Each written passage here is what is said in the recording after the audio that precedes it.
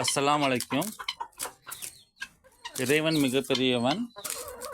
அவன் படைச்சு பூமியை பாதுகாத்து பல வருஷம் வச்சிட்ருக்கான்.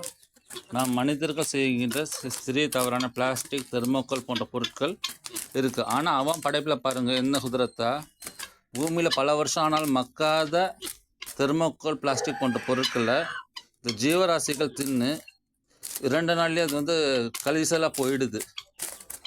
அவன் பூமியை பாதுகாக்க பொறுப்பெடுத்துட்டவன் அந்த மக்காத பொருளையும் மக்க வைக்கிற தன்மை கொண்டதுக்கு அது உணவு பழக்கத்தை மாற்றி வச்சுட்டான் பாருங்கள்.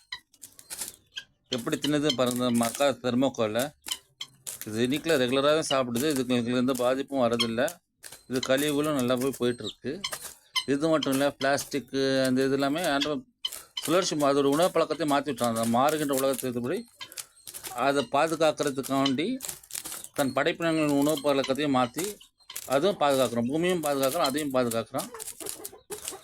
எல்லா புகழும் இறைவனுக்கு.